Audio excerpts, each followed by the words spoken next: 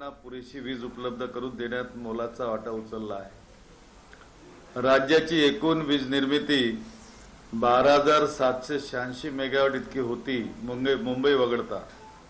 त्यापैकी महाराष्ट्राचा महानिर्मितीचा वाटा हा 8,119 मेगावॅट इतका होता। महावितरणने सुद्धा त्यांची एकूण विजेची मागणी 18,123 मेगावॅट आणि मुंबईसह एकूण मागणी 20,870 मेगावॅट सायंकाळी 7च्या शिखर मागणीच्या सुमारास उद्दिष्टपूर्ती केली आहे। महानिर्मितीने कोळसा आणि वीज उत्पादन व्यवस्थापनात उत्तम समन्वय आणि संतुलन राखल्याने कोळशाची आवक वाढली। वीज उत्पादन वाढवून सुद्धा कोळसा साठ्यात सुधारणा होत आहे।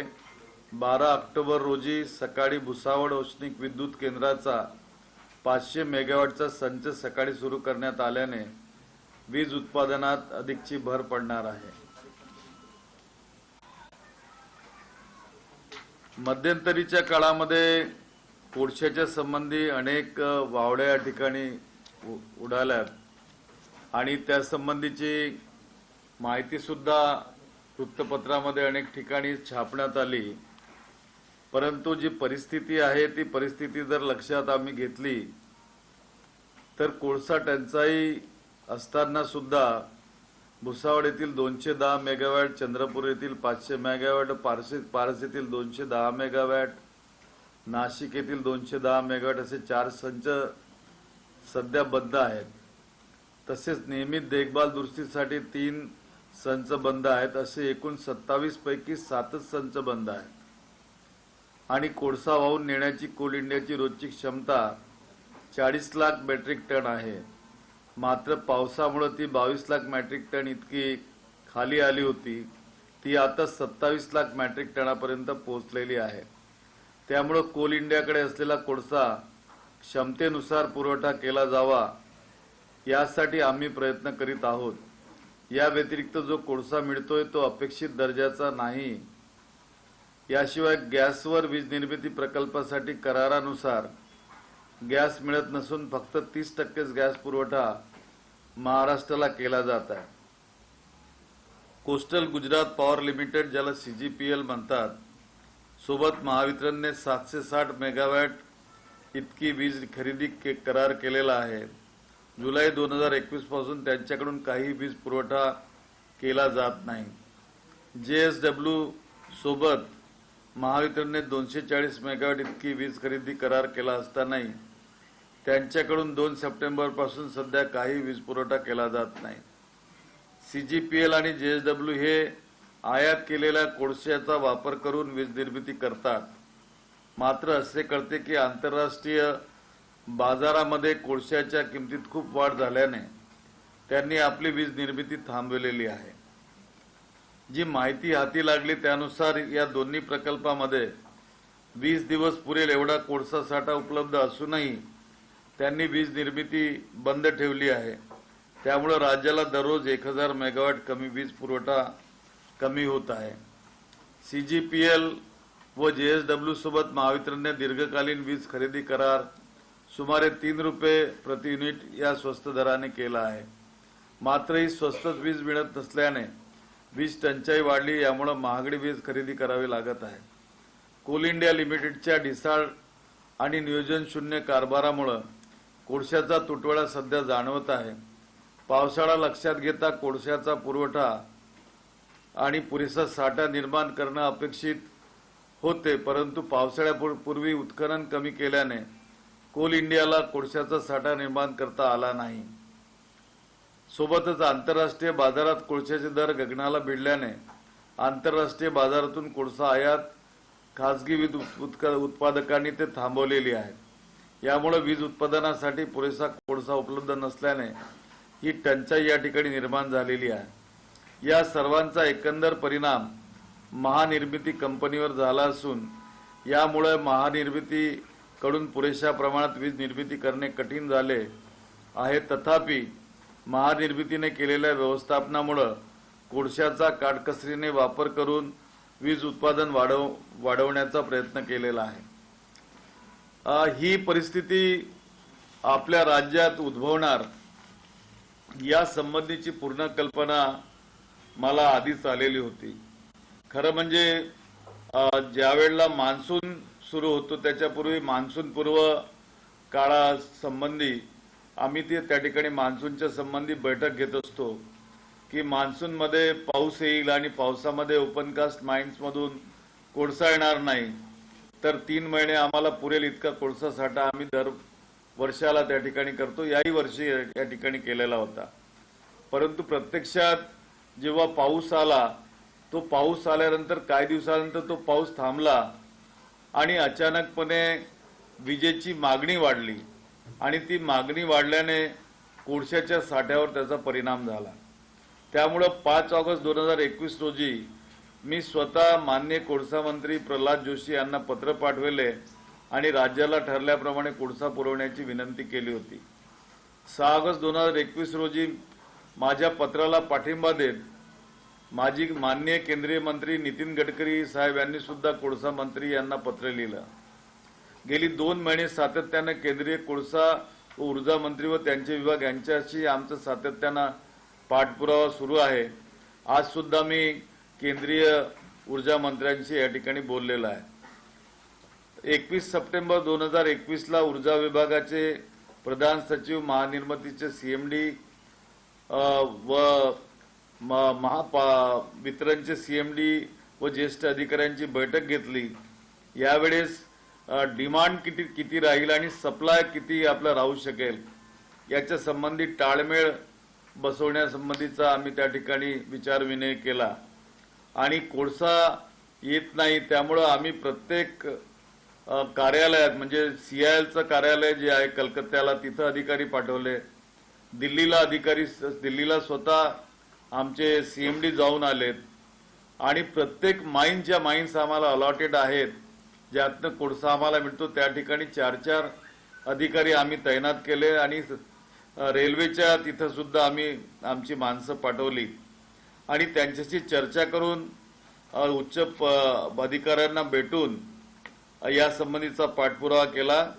24 सप्टेंबरला मी पुन्हा स्वतः प्रल्हाद जोशींशी बोललो आणि त्यावेळेला आर.के. सिंग साहेब सुद्धा त्यांच्यासोबत बसलेले होते, त्यांना सुद्धा मी पत्र दिलेलं होतं आणि त्याच दिवशी मी माननीय मुख्यमंत्र्यांना सुद्धा भेटीची वेळ मागितली आणि त्यांना या संपूर्ण परिस्थितीची माहिती दिली आणि त्यांना अवगत केलं।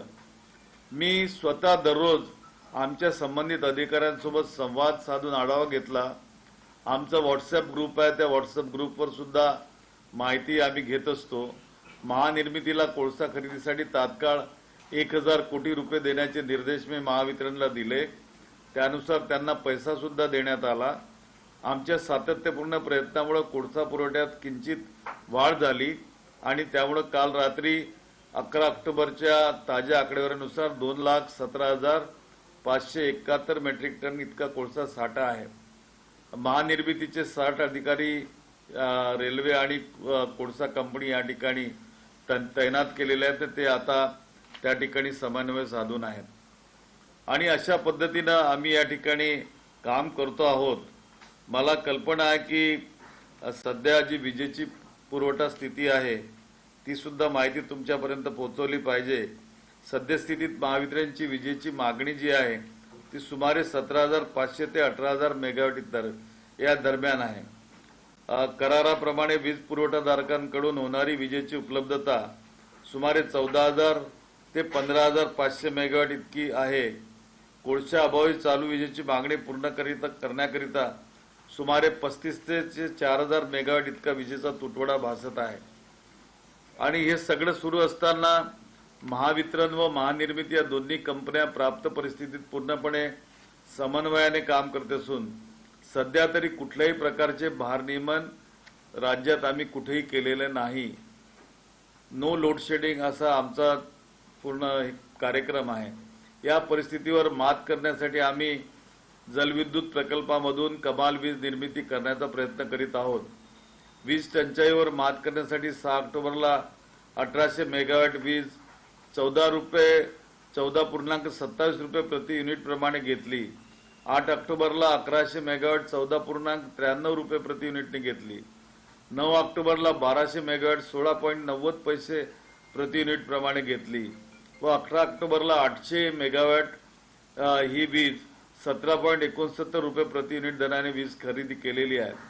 खरं म्हणजे ही वीज खरेदी करीत असताना सप्टेंबरच्या शेवटच्या आठवड्यामध्ये आम्हाला 20 रुपयापर्यंत पीक पिरियडमध्ये वीज विकत घ्यावी लागली आणि तो खर्च आम्ही सोसून या ठिकाणी हे राज्याला नियमितपणे वीज पुरवठा कसा होईल, क्वालिटी ऑफ वीज कशी मिळेल आणि कोणताही अडथळा त्या ठिकाणी येणार नाही याचा प्रयत्न केला।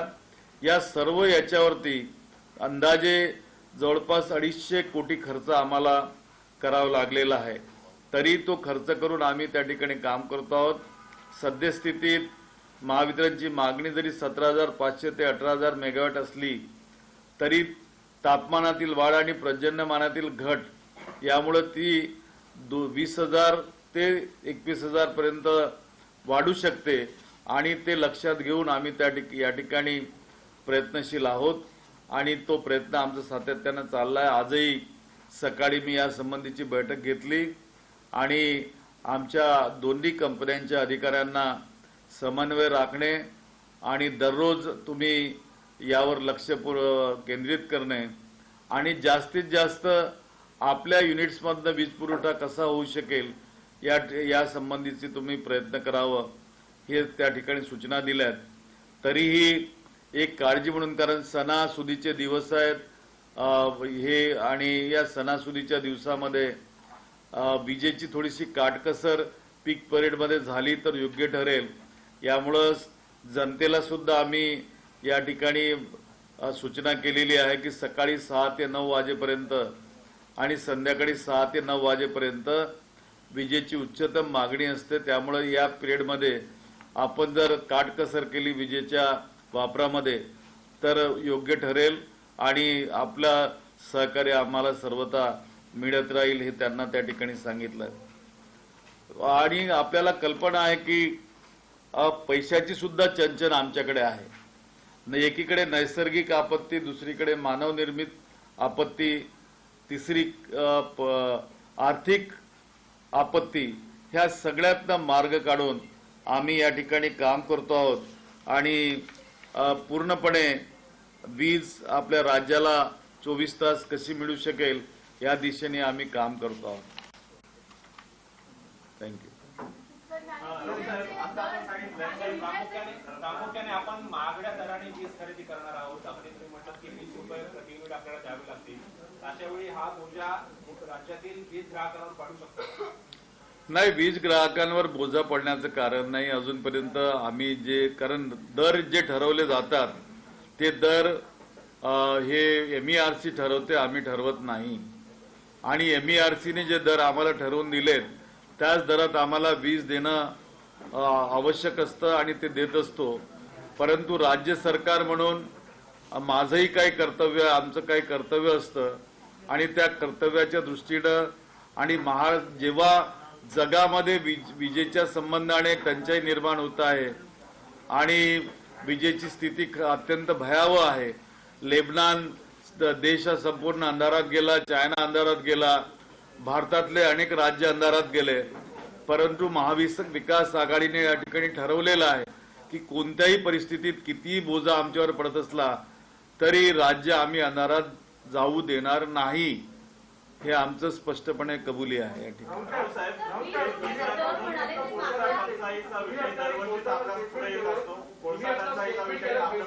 या संबंध आता जी काही परिस्थिती निर्माण झालेली आहे त्याला कोल इंडिया इज जबाबदार अँड सेकंडली लॅक ऑफ म्हणजे ज्याला म्हणतात careless planning by coal ministry and power ministry at the government of India level. Yes, basically तुमच्या लेवलला काय चूक झाली होती तेही सांगा ना। व्हाय महाजेनको कुड नॉट टॅकल? तुम्ही एक उदाहरण दिलं, ऑगस्ट मध्ये तुमच्याकडे जवळपास 21 लाख टन किंवा 14 लाख टनचा वेळ होता which drop to just 3 lakh ton, बरोबर? या सबंध याच्यामध्ये महाजेनकोनी जी तयारी करायला पाहिजे त्याच्यात कुठे कमी पडलं का? अपार्ट फ्रॉम तुम्ही जसं म्हणाला तसं lack of planning by ministry of power and coal? नाही, तसं काही नाही आहे। आपण जे सांगता त्याप्रमाणे या ठिकाणी काही झालेलं नाही। निर्मिती आणि महावितरणनी या ठिकाणी पूर्णपणे नियोजन केलेलं होतं आणि त्या नियोजनानुसार आम्ही या ठिकाणी कोळशाची उपलब्धता ठेवलेली होती। परंतु आपण जे मान्सून या ठिकाणी आलं, पावसाळा खास करून पावसाळा रेग्युलर जसा येत असतो तसा रेग्युलर आलेला नाही। मध्ये पाऊस आला आणि 10 दिवसाचा पाऊस एका दिवसात पडत गेला, त्यामुळं महापूर आले, अतिवृष्टी मोठ्या प्रमाणात झाली आणि त्यामुळं जे नियोजन दरवर्षाला आपण करत होतो ते नियोजन या क्लायमेट चेंजच्या या परिस्थितीमध्ये बदललं आणि त्याचा परिणाम याच्यावरती संपूर्णपणे झालेला आहे, नाकारता येत नाही। राऊतसाहेब, लिफ्टिंगचे आदेश केंद्रीय मंत्र्यांनी दिले होते, मात्र राज्याने महानिर्मितीने लिफ्टिंग केलं नाही असा आरोप भाजपने केलेला आहे आणि याच्यात पूर्णपणे राज्य सरकारचा दोष आहे, कंपनीचा दोष आहे असा भाजपचा दावा। भाजपा दावा करत असली तरी माझ्याकडे या ठिकाणी पत्र आहे। केंद्रीय मंत्रालय जे आहे तुमचं कोळशाचं कोल मंत्रालय, त्याच्या जॉईंट सेक्रेटरीने अनिल कुमार जैन यांनी पत्र लिहिलं आणि कोल इंडियाला जे सांगितलं मी या ठिकाणी वाचून दाखवतो तुम्हाला। In the joint review meeting of Honorable Minister Coal, Honorable Minister Railways and Honorable Minister Power on 21/9/2021 on coal-related issues, the short supply of coal by CIL, despite having vendible coal stock of 44 million ton, was viewed seriously by all. This was despite the fact that Ministry of Power had given consent to supply uncrushed coal as well as cost plus coal to different consumers. The poor performance of CIL has specially been viewed seriously by the ministry.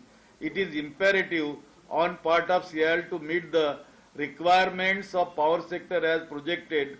During the meeting, I would request you to personally look into the issues and send me an action plan from CIL as to how CIL intends to meet its committed production and offtake targets of the financial year 2021-22. हे Pramod Agarwal CMD CIL ला त्यांनी पत्र लिहिलं। यावरून Coal इंडियाचं mismanagement तुम्हाला या ठिकाणी कळेल।